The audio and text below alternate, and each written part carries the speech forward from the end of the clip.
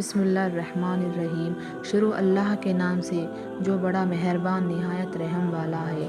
دوستو، آج ہم آپ کو اللہ کے پیارے نبی محمد صلی اللہ علیہ وسلم اور شیطان کی ملاقات کا واقعہ بتانے والے ہیں، جس سے آپ کو معلوم چل جائے گا کہ شیطان ہمیں کسی طرح سے برے کام کی طرف لے جاتا ہے۔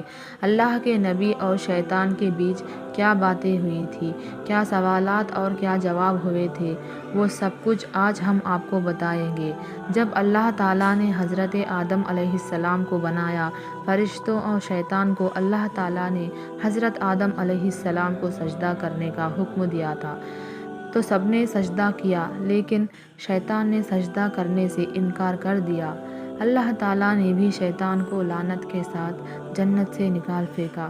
شیطان کو جنت سے نکالے جانے کی وجہ ایک انسان ہوا، تو اپنے بدلے کی آگ بجھانے کے لیے شیطان نے اللہ کے بندوں کو سیدھی اور نیک راستے سے ہٹانے کا کام شروع کر دیا اور ان کی قوم کو تباہ اور برباد کرنے کے لیے الگ الگ چالیں چلتا رہا اور ان کو گمراہی میں ڈالتا رہا، جس کی وجہ سے ان پر دردناک عذاب آئے اور ان کا نام و نشان مٹ جائے۔ ایک مرتبہ جب حضرت موسیٰ علیہ السلام سے شیطان کی ملاقات ہوئی، تو شیطان نے حضرت موسیٰ علیہ السلام سے کہا، اے موسیٰ، اللہ تعالیٰ نے آپ کو اپنے رسالات کے لیے اپنا نبی بنا کر آپ کو دنیا میں بھیجا ہے، اور آپ اللہ تعالیٰ سے باتیں بھی کیا کرتے ہیں۔ میں بھی خدا کا مخلوق میں شامل ہوں، اور مجھ سے ایک گناہ ہوا ہے، اور اب میں اس گناہ سے توبہ کرنا چاہتا ہوں۔ آپ اللہ تعالیٰ کی بارگاہ میں میری سفارش کریں کہ اللہ تعالیٰ میری توبہ قبول کرے۔ حضرت موسیٰ علیہ السلام نے اللہ تعالیٰ سے شیطان کے لیے دعا کی۔ اللہ تعالیٰ کی طرف سے حکم ہوا، اے موسیٰ، ہم تمہاری دعا قبول کریں گے۔ اور شیطان کے لیے اللہ نے حکم دیا کہ اسے حکم دو کہ وہ آدم کی قبر کو سجدہ کرے، پھر اس کی توبہ قبول ہوگی۔ شیطان نے انکار کیا اور گھمنڈ اور غصے میں آ کر کہنے لگا، جب میں نے حضرت آدم علیہ السلام کو ان کی زندگی میں سجدہ نہیں کیا، تو آج ان کی قبر کو بھی سجدہ نہیں کروں گا۔ پھر شیطان نے کہا، اے موسیٰ، آپ نے اللہ تعالیٰ کی بارگاہ میں میری سفارش کی، اس کے لیے تمہارا مجھ پر حق بنتا ہے۔ چلو میں تمہیں کچھ راز کی باتیں بتاتا ہوں، تم مجھ کو 3 حالاتوں میں یاد کیا کرو، ایسا نہ ہو کہ میں تم کو ان 3 وقت میں برباد اور تباہ کر دوں۔ ایک تو غصے کے وقت مجھے یاد کیا کرو، کیونکہ میرا فتنہ تمہارے دل میں ہے، اور میں تمہارے رگوں میں، تمہارے پشت میں خون کی طرح دوڑتا ہوں۔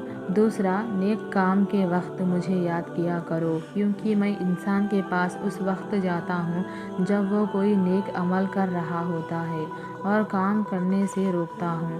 تیسرا، غیر عورت کے پاس بیٹھنے سے بچو، کیونکہ میں اس وقت سب سے زیادہ وسوسے انسان کے دل میں ڈالتا ہوں جب وہ کسی غیر محرم کے ساتھ ہوتا ہے۔ حضرت ابن عباس رضی اللہ تعالیٰ عنہ نے فرماتے ہیں، حضرت محمد صلی اللہ علیہ وسلم مسجد سے باہر نکلے تو وہاں شیطان کھڑا ہوا تھا۔ آپ صلی اللہ علیہ وسلم نے شیطان سے پوچھا، کس چیز نے تجھے مسجد کے قریب لایا ہے؟ شیطان نے کہا، اے اللہ کے نبی، مجھے اللہ تعالیٰ نے آپ کی خدمت میں حاضر ہونے کا حکم دیا ہے۔ آپ صلی اللہ علیہ وسلم نے فرمایا، اللہ تعالیٰ نے تجھے میرے یہاں کیوں بھیجا ہے؟ شیطان نے کہا، تاکہ آپ مجھ سے کچھ سوال پوچھیں۔ حضرت ابن عباس رضی اللہ تعالیٰ عنہ فرماتے ہیں، پہلے آپ صلی اللہ علیہ وسلم نے نماز کے متعلق پوچھا، اے شیطان، میری امت کو نماز جماعت کے ساتھ پڑھنے سے کیوں روکتا ہے؟ شیطان نے عرض کیا، حضور، جس وقت آپ کا کوئی امتی جماعت کے ساتھ نماز پڑھنے کے لیے گھر سے باہر نکلتا ہے، تو مجھے ایک بیماری گھیر لیتی ہے۔ جب تک وہ واپس نہیں ہوتا، میں اسی بیماری میں پریشان رہتا ہوں۔ پھر آپ صلی اللہ علیہ وسلم نے پوچھا، تو ان کو علم حاصل کرنے اور دعا مانگنے سے کیوں روکتا ہے؟ شیطان نے عرض کیا، جب کوئی شخص اپنے رب سے فریاد کرتا ہے تو میں اس وقت اندھا اور بہرا ہو جاتا ہوں، مجھے اس وقت شفا سکون ملتا ہے جب وہ دعا مانگ کر کسی دوسرے کام میں لگ جاتا ہے۔ آپ صلی اللہ علیہ وسلم نے شیطان سے پوچھا، میری امت کو قرآن پڑھنے سے کیوں روکتا ہے؟ شیطان نے عرض کیا، جب وہ قرآن پاک پڑھتے ہیں تو میں آگ میں جلتا رہتا ہوں۔ پھر آپ صلی اللہ علیہ وسلم نے فرمایا، تم ان کو نیک کام کرنے سے کیوں روکتے ہو؟ شیطان کہنے لگا، جب کوئی شخص نیک کام کرتا ہے تو میرے سر پر کلہاڑی جیسی کوئی تیز دھار ہتھیار چلتی ہے جو مجھے ایسا کاٹتا ہے جیسے لکڑیوں کو کاٹا جاتا ہے۔ شیطان انسان کا بہت بڑا دشمن ہے۔ ہماری کوئی نیکی اور کوئی خوشی شیطان کو بالکل نہیں پسند ہوتی۔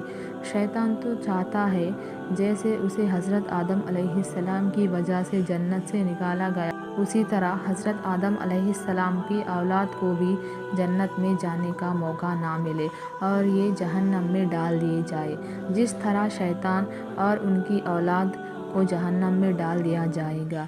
اس لیے شیطان لاکھ کوشش کرتا ہے کہ انسان کو صحیح راستے سے بھٹک دے، برے کام کی طرف اسے لے جائے، شراب، جوا، چوری، زنا اور دوسرے گندے کاموں میں ان کا دھیان لے جائے اور ان کی آخرت کو برباد کر دے۔